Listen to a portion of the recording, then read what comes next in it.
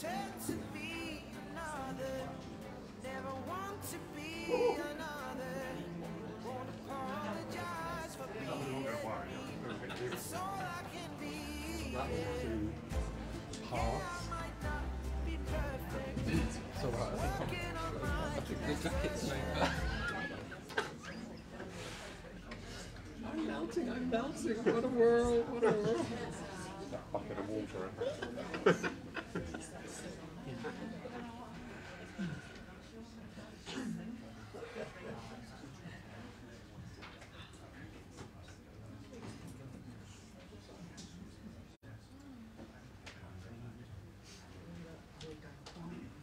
I know, it's dramatic, isn't it? Because you two are sitting there quiet. Won't last. Couple of bookends. Good morning, everybody. Good morning. Good morning. Well, welcome. Thank you for joining in there. Welcome to this, your church, a Paul Christian Spiritualist Church. Such a joy to see so many people, and especially those people investigating the movement of spiritualism. So a very warm welcome to all of you. If you have any questions, please ask them, because nobody got to where they are today without asking questions. And no question is daft if you don't know the answer. It's very simple. But we're going to have a wonderful service today. We've got the lovely Mark Stone, who needs no introduction, so I won't bother. Today's service is a Lyceum service, so where we would normally have a reading and an inspired address, in place of that today we have some of the history of spiritualism, because there is such a wealth of history to our movement.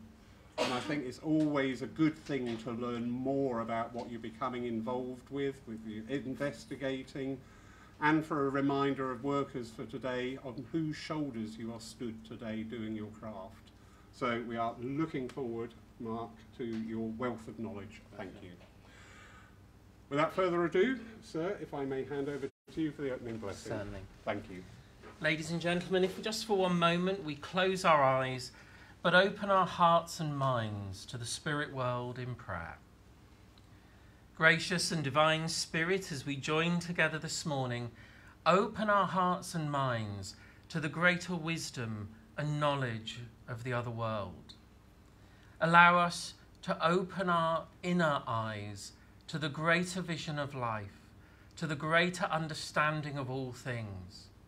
Open our minds to new concepts and understandings of life here and hereafter. Open our hearts to the potential of the love and the power that is within each and every one of us. And allow that light and that power that is our spirit to expand out, not just to embrace the knowledge and the understanding of the other world, but to embrace each other, to come to learn from our brothers and sisters in this life and the next.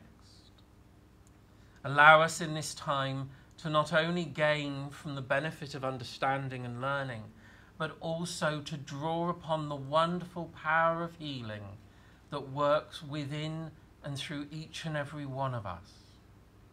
Allow us to be the channel for that healing power for others. Let us become the instrument of the spirit world. Allow us to share what we know is true, loving and right in this world.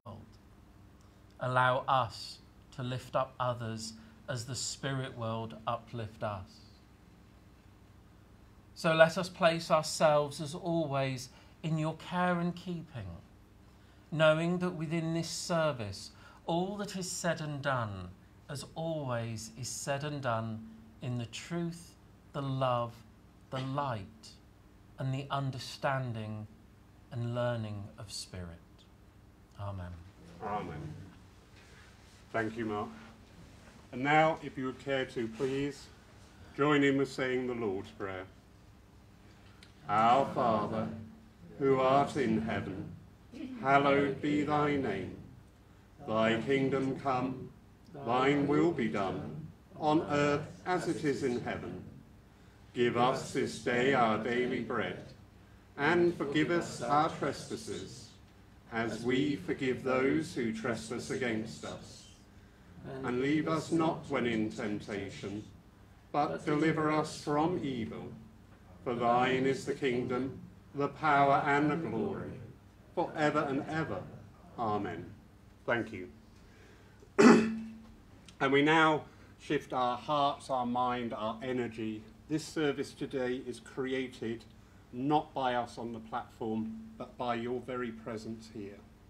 And utilising that power, utilising that energy in which you have all brought into this church this day, we can work in that art of healing. We can send out our thoughts, our prayers, our petitions for healing to whoever or wherever we choose. For another name of healing is simply love. So during this time of restful music, send out your thoughts, because to ask is to receive. We would also invite you during this part of the service, if there is somebody in particular known to yourselves who is in need of that healing balm around them, to simply raise your arm. And when I point to you, just call out their name. That is all that is needed. The intelligence of spirit, know the intent. So sit back, relax, and just open your heart. Thank you.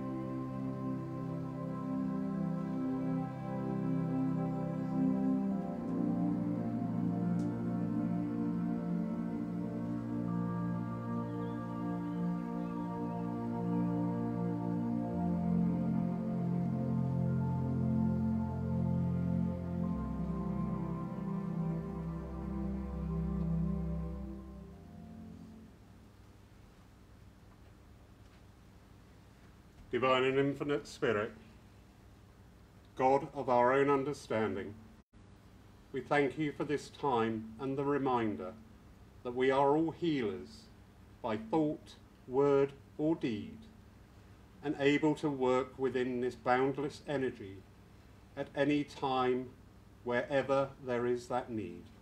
Amen. Amen.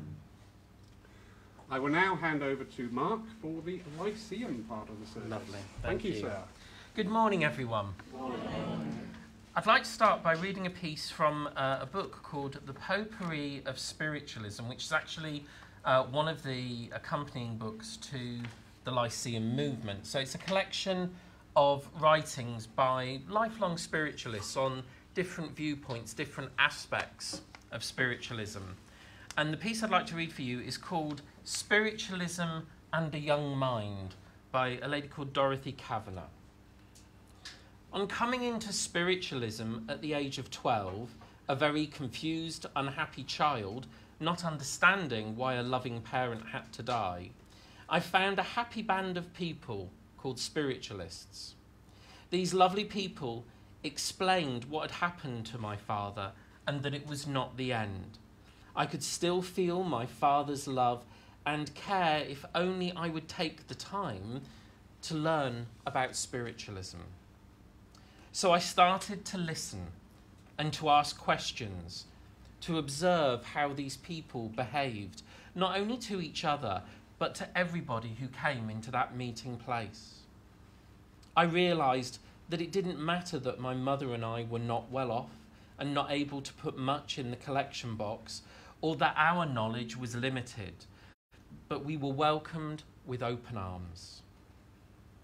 The services were taken by mediums, and everything that they did was explained to me.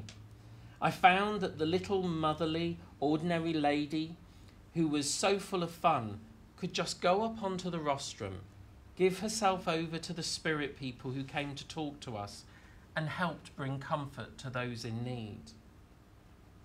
I knew that this spiritualism was something special, that I wanted to learn more about it. I found it was an experience to sit and to listen to the medium explaining all the different aspects of the movement, and that mediums were only different and very special people because they were unselfish, caring, and humble.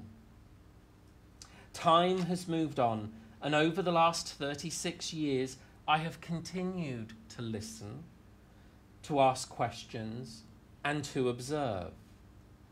The only regret is that the mediums who first started me on this journey have gone, and that their physical presence is not available to me anymore. But I know that when they were needed, my dear father and mother, and in fact all of them, are there listening to my thoughts.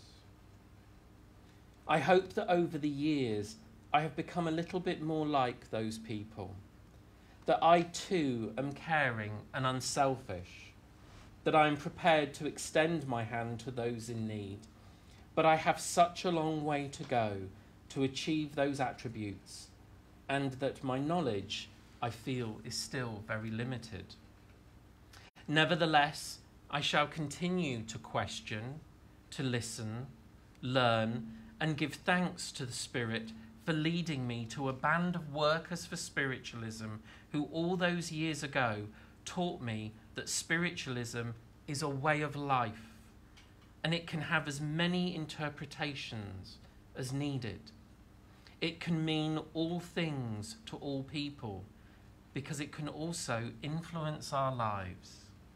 It has many meanings as there are as many people within it. Now, I wanted to share that reading in particular because it talks of someone who came into the movement and then wanted to listen and learn. And you see often those people who were brought up in spiritualism, and I was lucky to be born into a spiritualist household, so whenever I saw or felt things as a child, it wasn't discouraged and it wasn't overly encouraged. It was just allowed to be. So if I saw someone and said, oh, I've just seen someone, and my family go, oh, that's nice, what did they say? And they'll just treat it as if I was just talking about seeing someone walking down the street.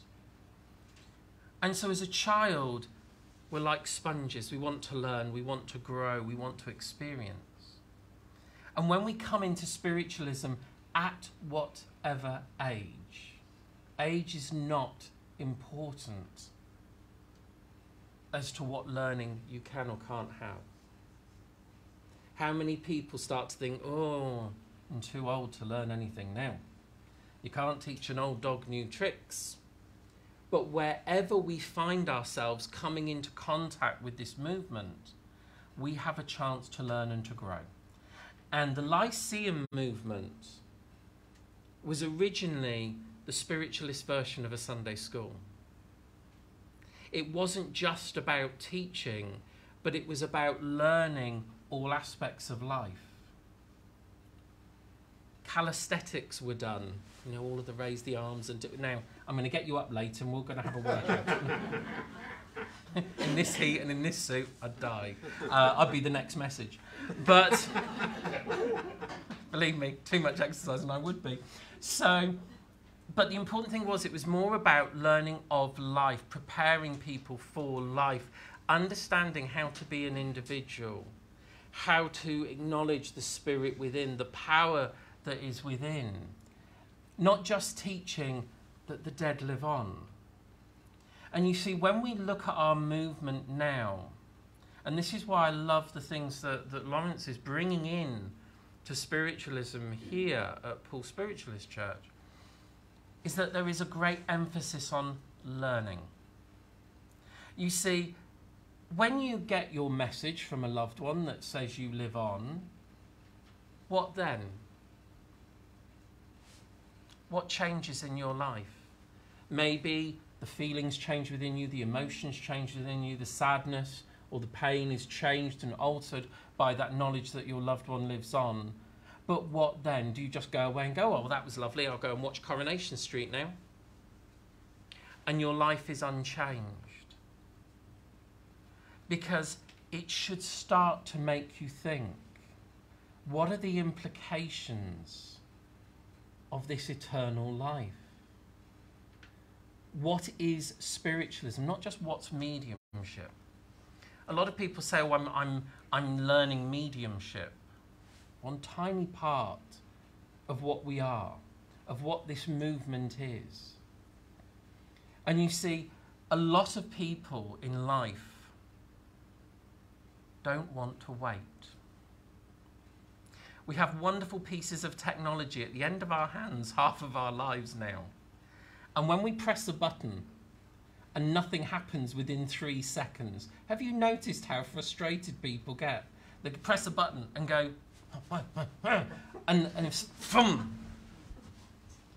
We've lost the art of patience. You know, I remember back in the day, this is showing my age, when I had my first computer and I wanted to load a computer game off of a cassette. And you'd put the cassette in, you'd start it loading, you'd go out to the kitchen, you could make a cup of tea and a couple of slices of toast, come back, and it was still loading. We had patience. But in our spiritual development, people have lost a sense of patience. People have wanted things yesterday and quickly. And when we look back in our movement, if you went to a circle years ago, you'd be lucky to get in because you'd kind of be vetted by the mediums. I can remember meeting Ursula Roberts, who was a fantastic, wonderful medium, wonderful healer, wonderful trance medium, wonderful demonstrator. And I can remember asking her if I could go and sit in one of the groups on a seminar. And she looked at me. And these eyes, like X-ray eyes, were moving through. You could feel it. And I was like, oh. And then she went, I don't see why not. And I was like, but there was an awareness within mediums about coming into the understanding of what's there with someone. And if you managed to get into a group or a circle or do something, you were then told to learn to sit, to be patient, to be still. I can remember one medium telling me, a wonderful trance medium, Ron Jordan, and he said, the first circle I went into, he said you were told to sit in the chair and be quiet and be still and blend and say nothing for a whole year.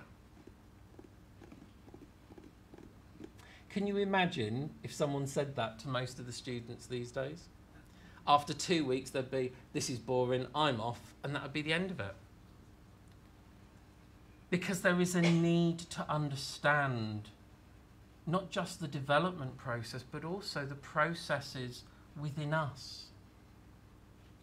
To not just, I just want to be A, I just want to be A, to become something, but to actually look at all the possibilities that come through our understanding of spiritualism, not just of mediumship.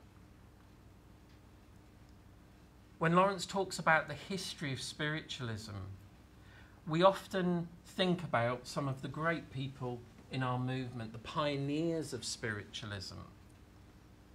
And sometimes, and I know we've had this conversation, that I've been to some places, talked about Gordon Higginson or Harry Edwards, and I've seen people who are regular goers to the church go, who? Talk about Arthur Finlay and the wonderful writings of Silver Birch and White Eagle, and see people going, who? And you see, our movement is based on so much knowledge. Over in the corner of the room there is a wonderful library that many of you might have looked and gone, oh, there's some books there.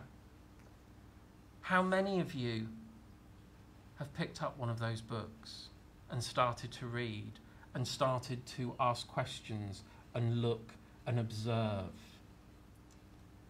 Because the spirit world have always said, when it comes to books, if they remain on shelves unread, we truly are dead to this world. Because there is a pathway laid out in those books. There is an understanding of people's experiences in those books. And it's not like the modern day biographies of mediums that are, you know, I've been remarkable since a child and I've never put a foot wrong and mediumship is wonderful, which often gives us a very unrealistic view of our development. Because it's an edited highlights of a life. Not every medium tells you when it goes wrong. Not every medium tells you what a struggle your development may be, or the things that you may encounter, the people and the situations that may occur that make you question what you do within life. But when we look back at a lot of the mediums of the past and what they wrote, there was a great honesty and integrity in what was written, because it was written by people who were inquiring, wanting to know, wanting to search, wanting to understand the reality of the other world for themselves. And even mediums who were regarded in high regard put themselves through the mill to make sure that what they were doing was genuine. Mediums like Eileen Garrett, who, if you haven't heard about her, go and look her up. She's a remarkable medium. But she asked to be tested scientifically because she wanted a validation, not for her own ego, but to really know whether it was true and real.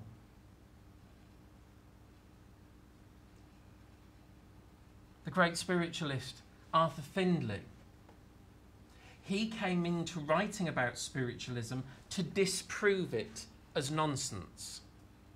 He came from a scientific background, wanted to gather evidence to prove the reality or not of these so-called mediums, and his mindset was that it was going to prove not.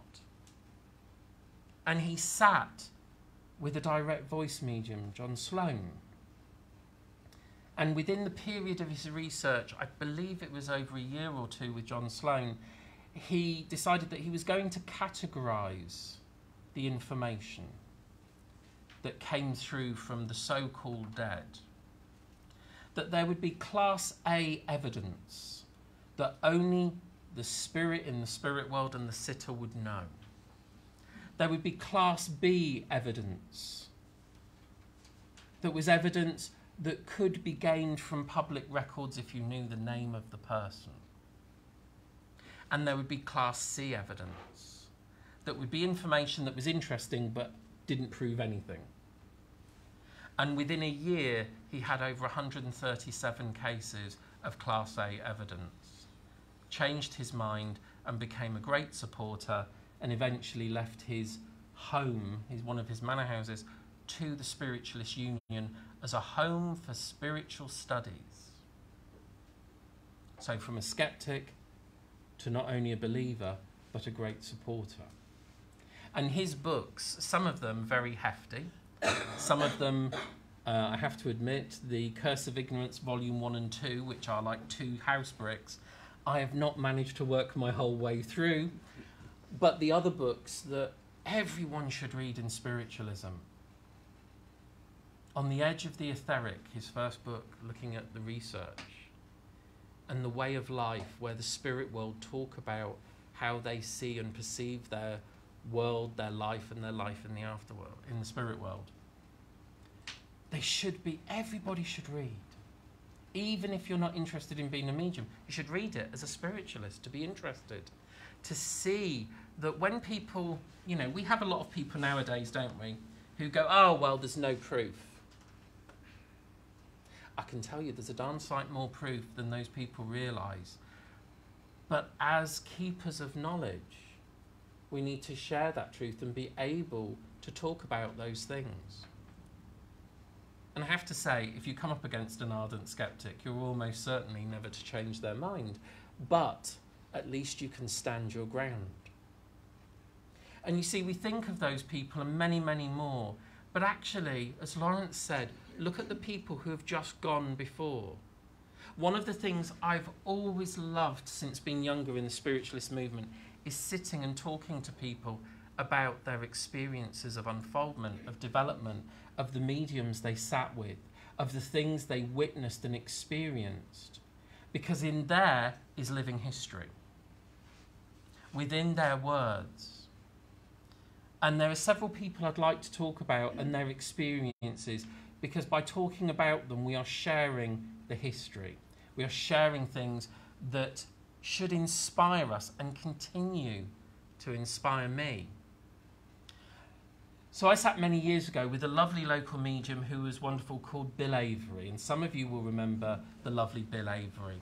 And when I sat with Bill was just so lovely. He was a true gentleman and just a very unassuming medium, you know. He just came, did his work, and wonderful medium, lovely trance medium as well, really beautiful soul. And he talked to me about a time when he worked on a platform with a lady called Helen Hughes, who was a remarkable medium. There are books written about Helen Hughes, so you can go out there and find out much more about her.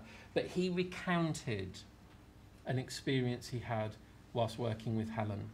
And they were at a hall doing a demonstration, and Helen was working, and then all of a sudden she said, can you take over the demonstration for me just for a moment?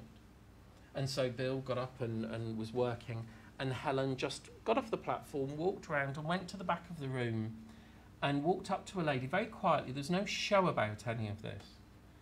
Bill was still working on the platform, everyone was watching him. And she went up to a woman and she said, can you give me your handbag, please? And the lady said, I beg your pardon. And she said, can you please give me your handbag? And the lady handed over a handbag. Helen opened it up, unzipped a pocket, reached in, took 2 bottles of pills out and gave her the handbag back. And she said, while I was on the platform, your son came and spoke to me and said that if you didn't hear from him, you were going to go home and take your life. This is not your time. Put the pills in her pocket, went back up on the platform and carried on. Shivers. Remarkable. Another medium, another wonderful person in spiritualism, a gentleman called Eric Hatton, who was referred to as Mr. Spiritualism because his knowledge of spiritualism was encyclopedic. He had met everybody to know in spiritualism, and again, so unassuming, and I had the great pleasure of having a day just sat with him discussing his experiences in spiritualism. And one of my great interests in life has always been physical phenomena and trance mediumship. And he had sat with the most remarkable mediums, not only people like Gordon Higginson, but also he had one sitting once with a gentleman called Alec Harris. And Alec Harris was a remarkable physical medium. And again, there's a beautiful book written by his wife, Louie, all about his mediumship and his experiences and unfortunately, the problems that occurred via other people towards the end of his development, which I'll mention in a minute. But Eric said, oh, and I said, who have you sat with? Who have you worked with? And he said, and I said, did you ever get to see Alec Harris? And he said, I sat with Alec once when I was quite young. And he said, and this is what happened. And he started to recount the story. Now, for those of you who don't know, physical mediumship has always been certainly a controversial area of spiritualism, because often the idea of mediums sitting in blacked out rooms is where that kind of comes from, that sitting in the seance room where everything's dark and then things start to move and you hear voices and people start to touch you. Sounds all very spooky. But for those of us that have sat in those seance rooms, it's like sitting in the theatre or in a concert arena just before it goes live. That static, that electricity, that excitement. There's no fear in that room. There's just such an excitement of possibility.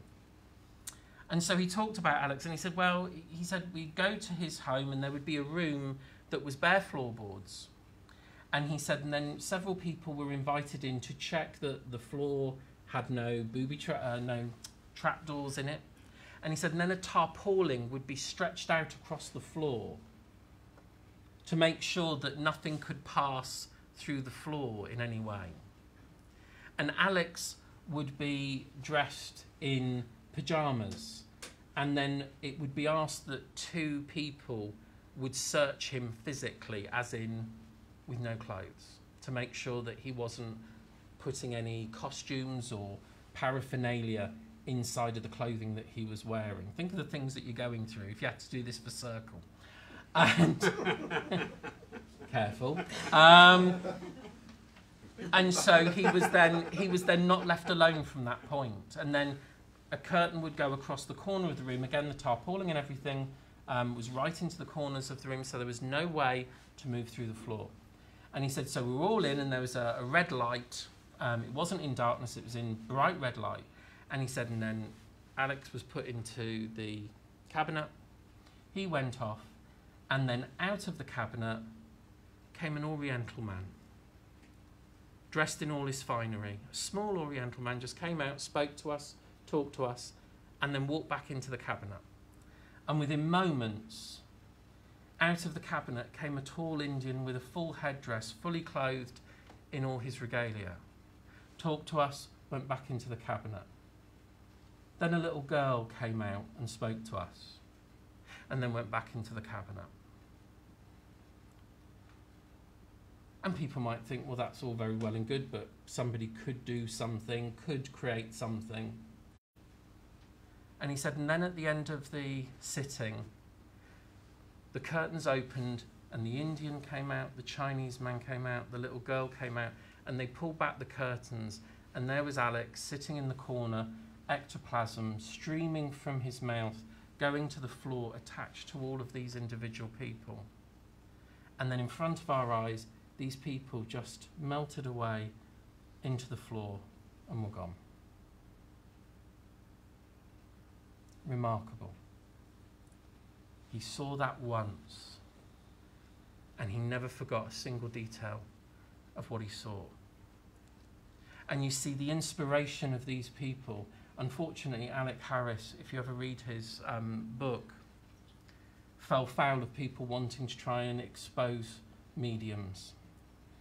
And sadly, if I remember the tale rightly, somebody from his church who used to organise groups of people to go to the seances took a bribe from some newspaper men to go inside of a seance room. And during the seance, when a figure was fully materialised, a man just jumped from his seat and grabbed the fully materialised form whilst the other person flicked on the lights. And unfortunately, when that happens in a seance room, the energy and the power goes back into the medium with such force, it's like a bowling ball on a bungee rope. And it damaged Alec's body physically, energetically, etc. And his mediumship was never the same following it.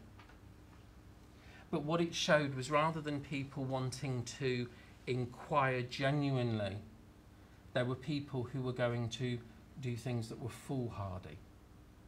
So there's a great lesson in learning about who you sit with and the people you let near you.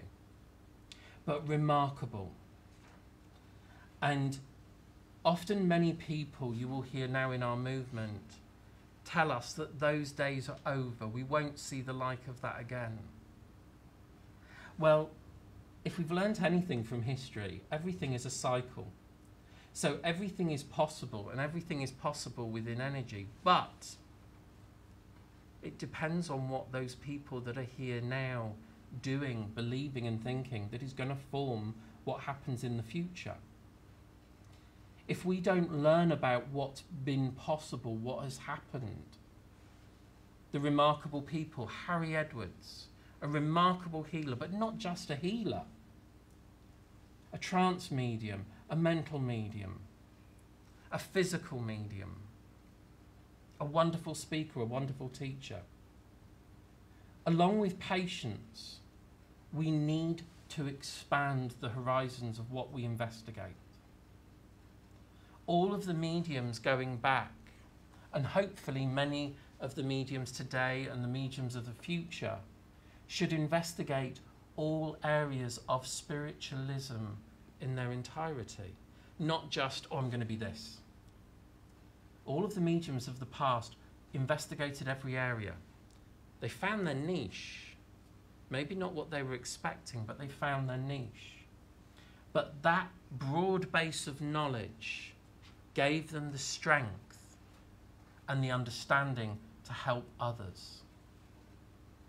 That broad base of knowledge meant that they could build upon that and become the powerful and inspiring people that they were, and the wonderful people that they were, because they were not selfish in what they knew, what they had. They wanted to share their knowledge. They wanted to encourage others and give service for all of their life, right to the point that they would pass. My friend and mentor, Glyn Edwards, he was teaching a course 7 days before he passed away and had been ill for well over a year, but still fighting through it. And it was the teaching and the being around other people that kept him going. Because he said, if I didn't have this, what is there to live for? And so this passion, this understanding within us is what should spur each and every one of us on. To go and search, to go and question, not just to accept blindly.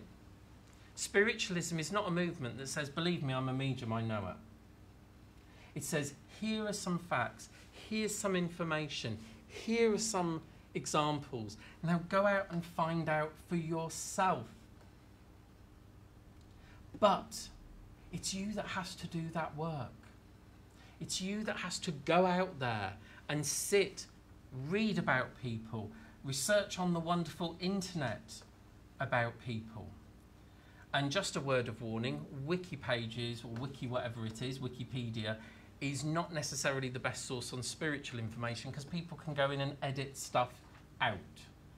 But there is an encyclopedia which is called the PSI, P-S-I Encyclopedia, which has been done by the Psychical Research Foundation. And they populate that with information on mediums and research papers and everything else. So it's a very good source of information on mediums. A fair view of mediums. Because if you ever look on places like Wiki, it says, the so-called and alleged medium, which is always a good start, I think, to any description of a person. But we need to investigate, we need to explore. Not just about how to become a, but actually to look at the history of our movement and also to look at comparative religion. Sometimes I believe that as spiritualists we have become as single-minded and as narrow-focused as we have often accused other religions and beliefs to be. That spiritualism is the only way. It's not the only way. It proves the point of all the others, that you are eternal. When you look at the guides and the helpers that come to work with us? Are they just deceased spiritualists coming back? Well, they do. Those who were our great teachers, our great inspirers, still come and work with us from the spirit world. But we have people that work with us from every nation, from every tradition, from every spirituality, don't we? Which should tell us what? That within every belief and understanding there is the guiding hand of spirit. No one way is the way, it's a way. And you as an individual, a unique individual, you as an inspired spirit should search to find the way that works for you. To look at all the possibilities by opening your mind to what others have done. And to think, well, if the power of spirit could work through them in that way, what can the power of spirit do working through me? What is possible? And if we don't know what's possible, what does that do? It gives us no dream. It gives us no focus.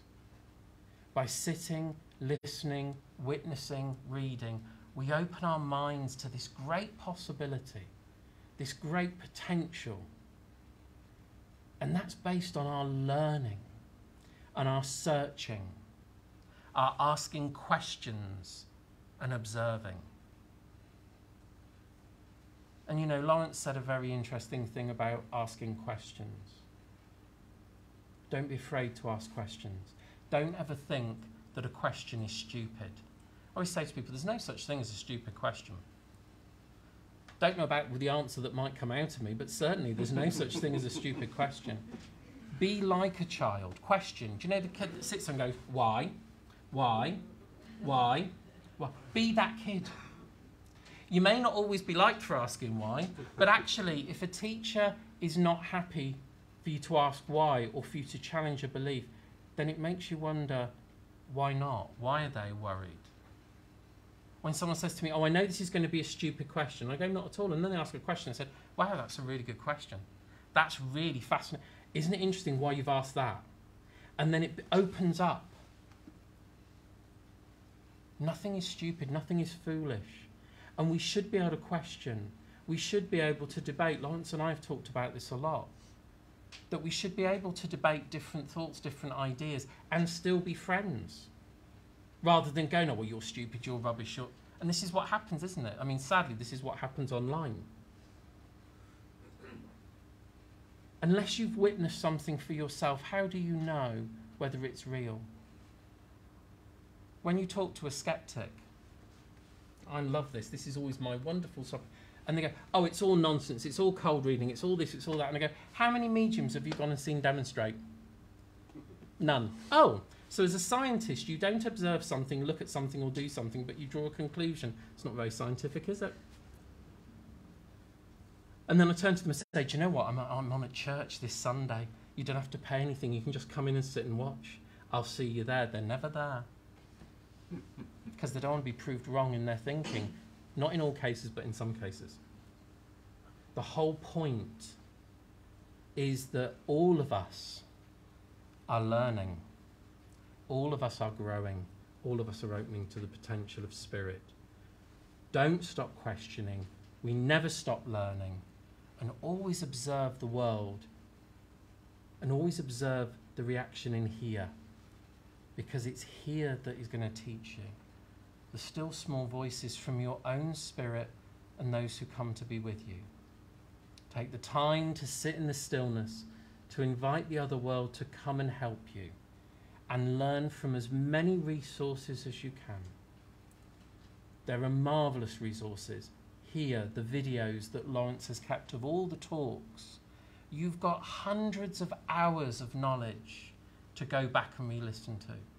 A friend of mine did a wonderful podcast series called Spirited Talk. Hundreds of hours of mediums, their stories, their beliefs, their thoughts. Here on the 21st, I'm just going to preempt your notices, the Spiritualist Rally. Now that is not just for the spiritualists who know, but for those inquiring to know more. Because it's about learning and about the ideas of what goes on in spiritualism, the broad brushstroke of everything that we do. So it's a marvellous opportunity, not just for you, but to bring people that say, oh, you know, you go to that funny church, don't you? Bring them along. Bring them along. It's only a donation. Bring them along. Let them learn. If this is special to you, as it was to that lady in that reading, isn't it something that you want to share? To share the knowledge, to share the story, to share the experience, so that others may benefit. Isn't this world in need of something a bit brighter, a bit better? Yeah? Then isn't it up to us to share the things that have changed our lives with others? And who knows, you might be introducing someone who becomes the next inspiration to our movement, and yet at this point in time they don't even know it.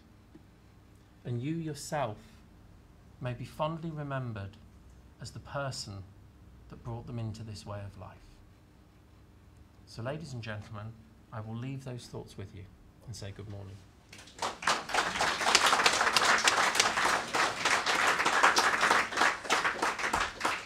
Beautiful, beautiful, beautiful, and I do love the synchronicity. I know you were working last night, you never saw the broadcast from here last night.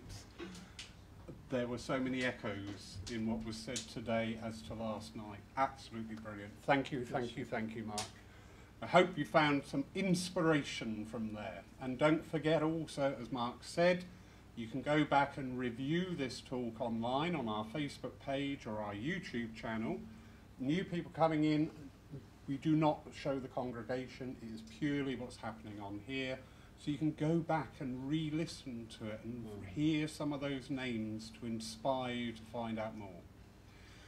We now move on to our part of the service where we will have our music today. Every anxious thought that steals my breath. During this part of the service, Paul will take the collection for the further work of this your church.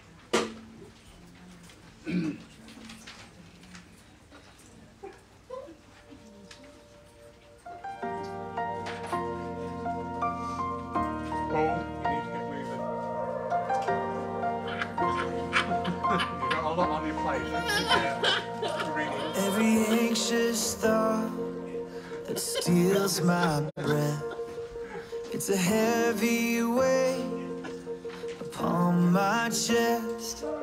As I lie awake and wonder what the future will hold, help me to remember that you're in control. You're my courage when I worry in the dead of night. You're my strength 'cause I'm not strong enough to win this fight. You are greater than the battle raging in my mind. I will trust you, Lord. I will fear no more. I will lift my eyes, I will lift my cares, lay them in your hands, I'll leave them there. When the wind and waves are coming, you shelter me. Even though I'm in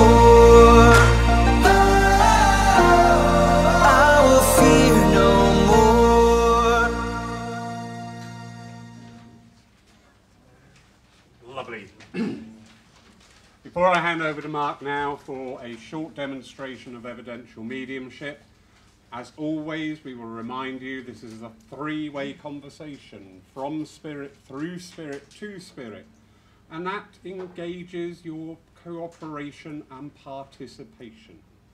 So if Mark should come to you, we like a nice clear yes, a no, or a maybe. So we do a little practice run. Yes. No. Maybe. You got it. Wonderful. Mark, sir, over to you. Lovely. Right, Thank we you. will work as quickly as we can this morning. So, if something makes sense to you, please put your hand up. Sometimes I know where I want to go to. Sometimes it just is information that is there.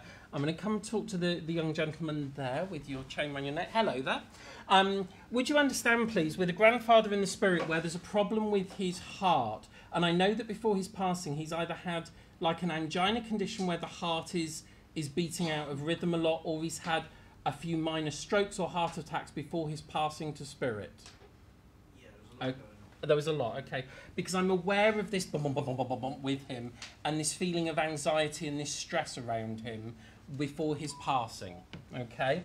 And I know that he's kind of had a lot, I know you said he's had a lot to deal with that, but I feel that this has been things that have been going on for a long time, and it's as if this is just the thing that he draws me to the most. Because I want to say with your grandfather here, he was a big-hearted man in emotionally. And I know that as he's bringing this in, there is a great love for you. There is a strong love for you, and a love that was shown. This is not someone who held back that he loved you and he cared for you. You understand that? You know how much he loved you, and he knew how much you adored and worshipped him as well. And I know here, please, that this would not be of his knowledge and his understanding. He would have been very much, well, this is it, kids, you get on with it and you do what you have to do. But I know that as he comes in here, he is pleased that you are dipping your toes in the water of this world. Okay? And would you understand, please, is there memories with him of swimming and going into open water and seas? Because I feel as if I want to say I'm dipping my toe in an ocean, and then I feel as if I go back to childhood with that. And there's these lovely memories of just being in those most joyous moments of being there. And I know that as he brings this in, where we've talked about the inspiration and the learning, your grandfather was not one to talk about things and boast about things that he didn't know. He would always go away and say, well, I don't know about that. And he would go away and find out about things. He would go away and look at things. He would go away and question. He didn't believe that he was the font of all knowledge in the moment, but he would always go and find out. He would always go and question. And he was always a willing man to change his mind and say, actually, I was wrong. And I know that as he brings this in here, he also brings me to the understanding that as time has gone on, you have had to do this as well. And realise actually there is a better and a more peaceful way of life. Okay? And there's just such love, such emotion here. And I know there is a huge family here in the spirit world. You know, we're not just talking about the odd person. We've got a huge army of people that are behind you. Okay? But I know that as this is brought in,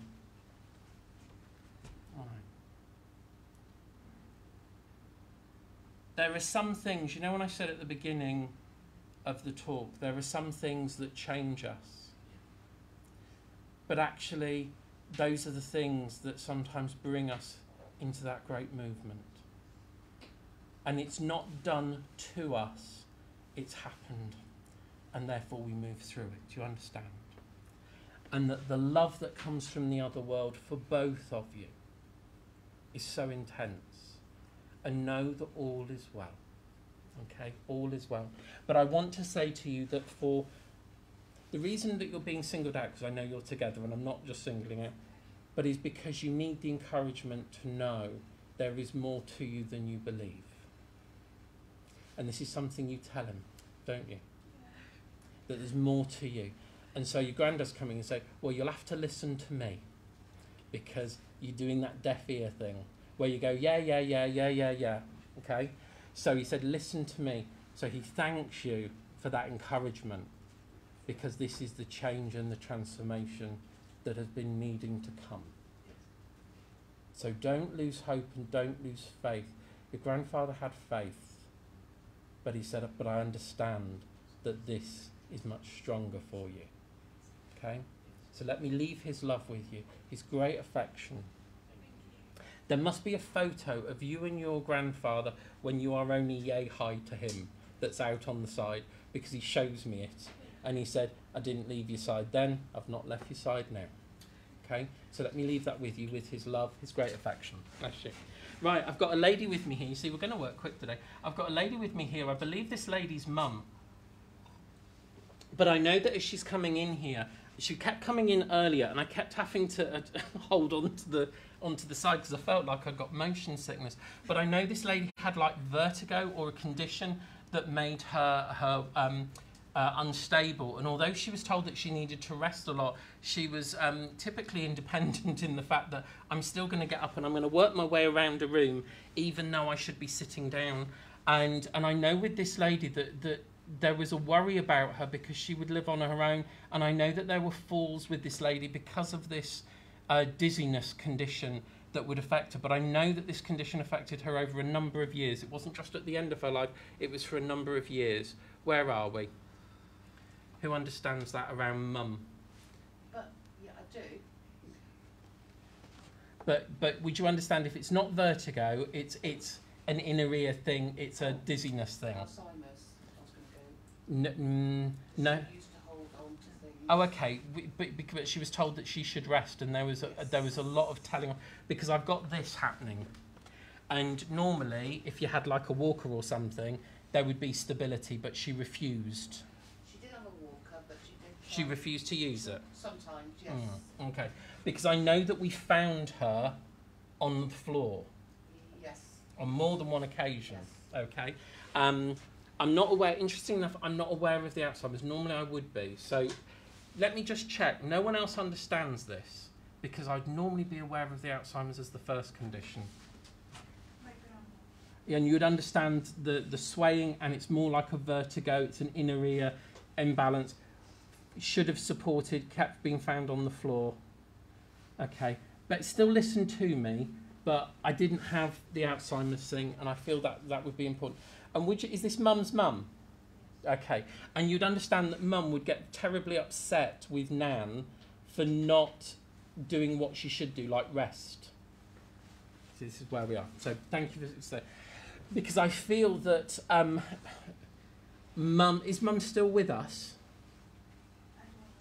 You don't have contact. Okay, because I feel I feel as if the upset with mum, with Nan, telling her off and things like that, because she was far too independent, okay? But so was your mum to many extents, wouldn't let people help, wouldn't let people sort. Because your Nan's bringing in the memory of this and bringing in I've got to be independent, I've got to try and do. Because I'm not just going to sit down and not do anything.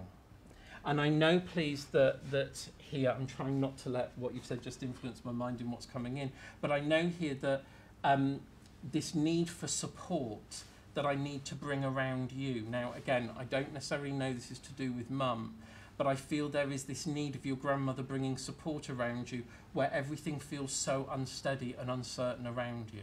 Okay? We're not opening up your personal life, so we're not going to... but I know that I feel as if I need the stability of family at the moment, okay? But then again, our friends become the family we choose, okay?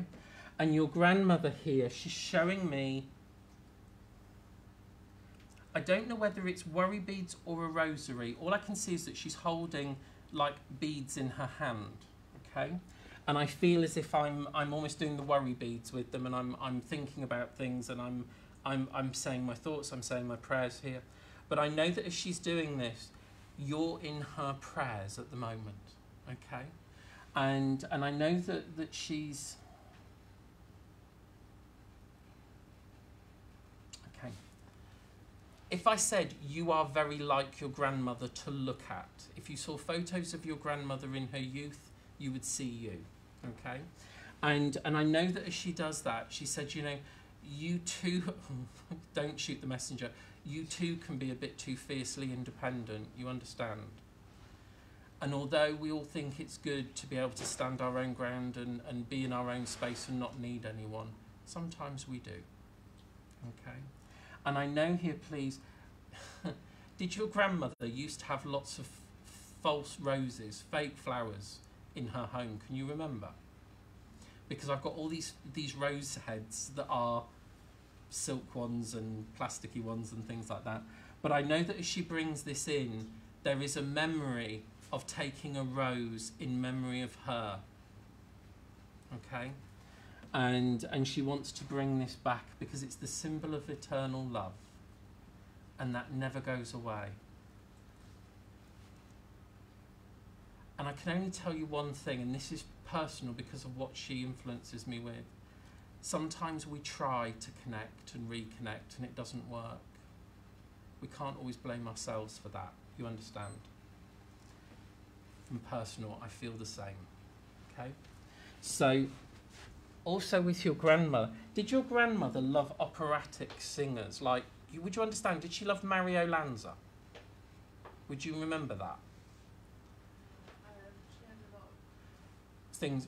I want you, if you can sit and think, I always feel when you were younger and you went into a home, there was always like male crooners singing. She'd always have music on, but it'd always be people that would have that operatic, not opera, but operatic edge, like the Mario Lanza, the Three Tenors and Caruso and all of those kind of, because she loved music, she loved song. There's her passion. When she was younger, oh my God, she could move. Okay? Not so much when she was older, she was holding on to everything. But I know that she has this feeling. And there is a great thing here about wanting you to dance. And I don't mean physically dance, but to actually embrace and enjoy the dance of life rather than thinking, I've been pushed to the corner and I've just got to sit this one out. Can't say it like that, sweetie. You've got to grab life at every moment.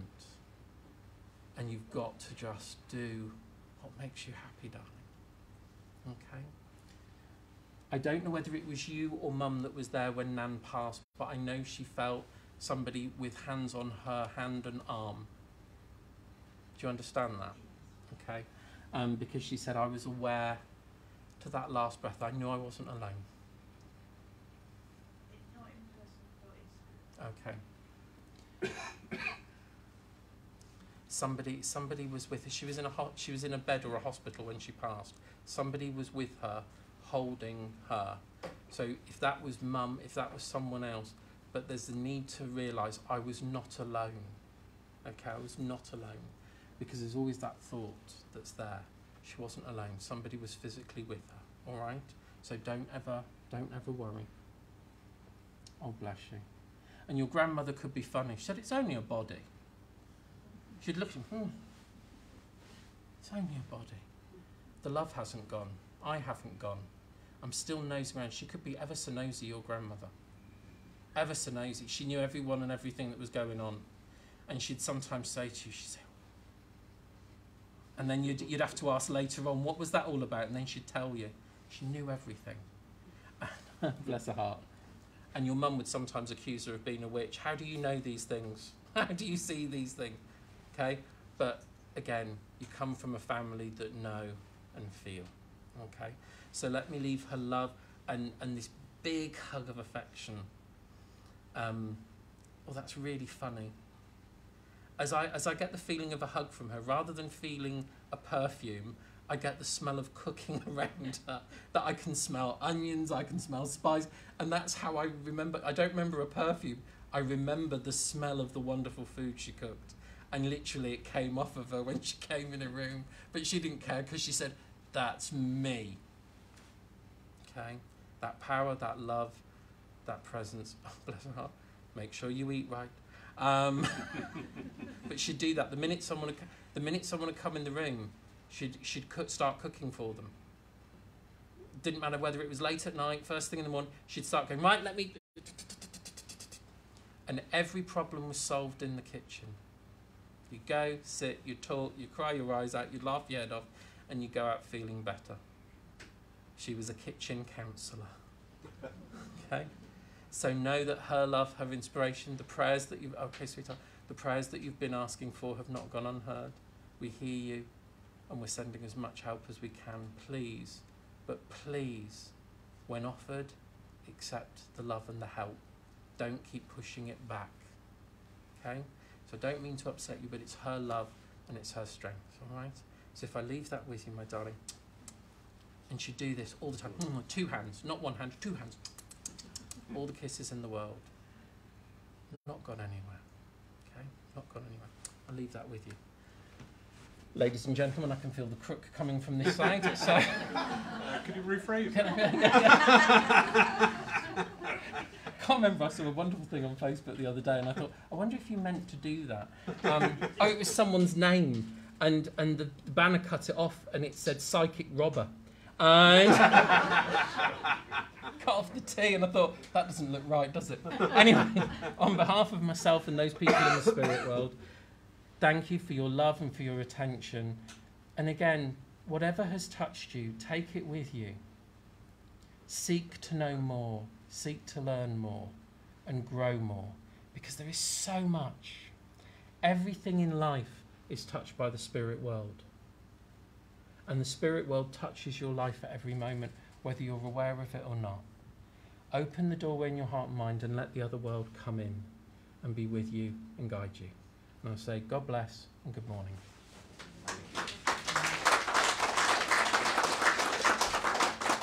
Thank you, Mark. Everything I hoped for and some today. Thank you.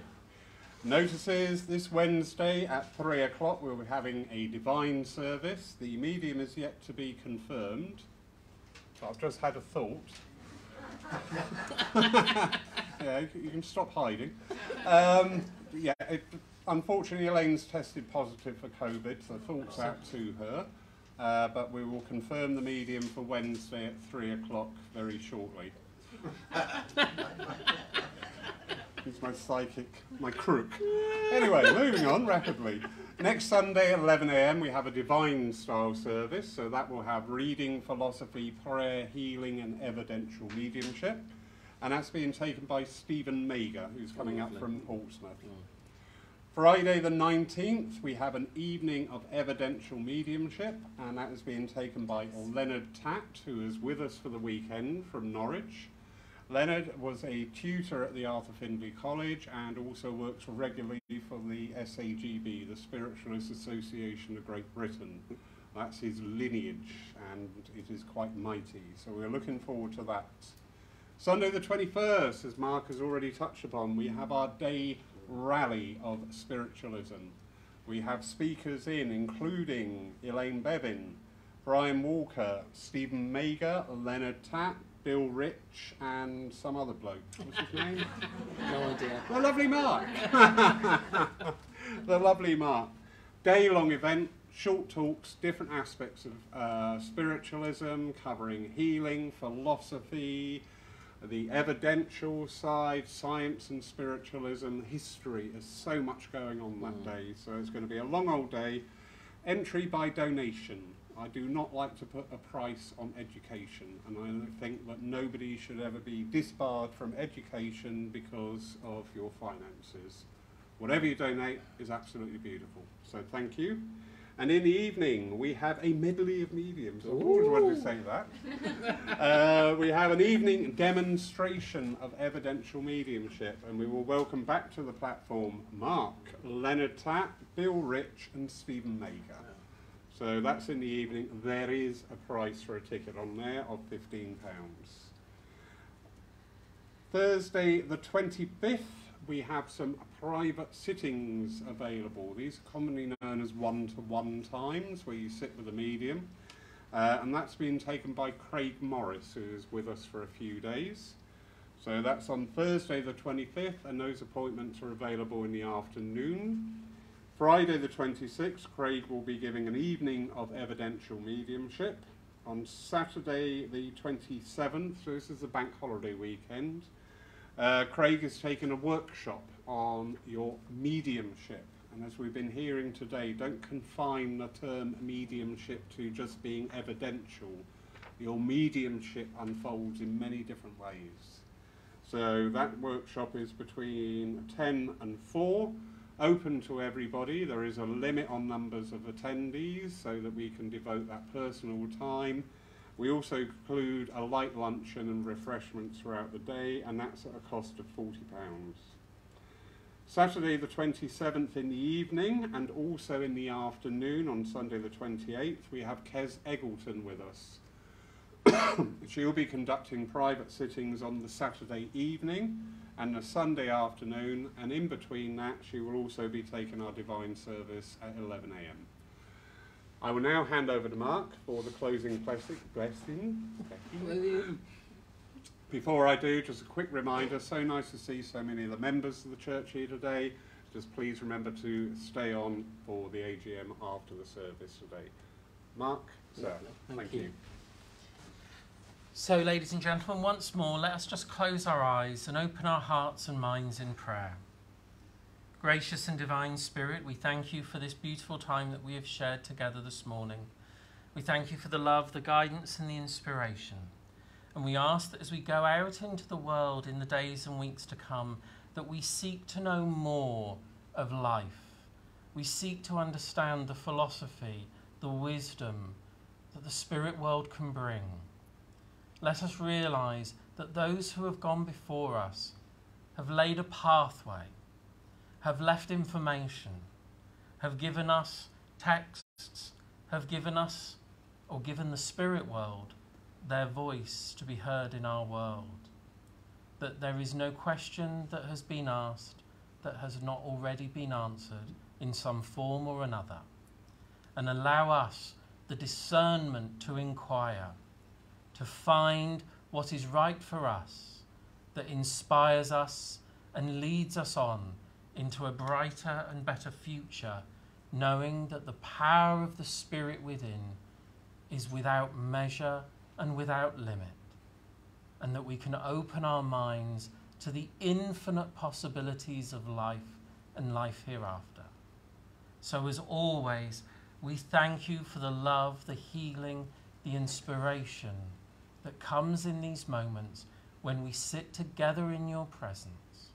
And as always, we ask that you guide and guard us in the days and weeks to come, knowing that your love and your strength is ever present.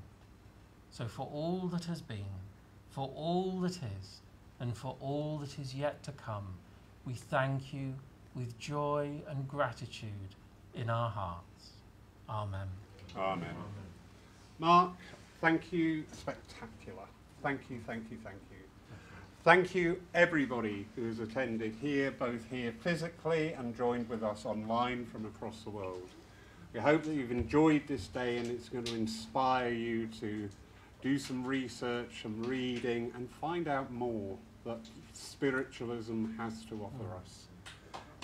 Oh, thank you. You didn't get that, Have a beautiful, wonderful day. It's so gorgeous out there. Go out and enjoy and give thanks for what a great day. Thank you. Very good, darling. Thank you. You know, it's always a pleasure. I'm loving his songs. I know, they're fab, aren't they? They are.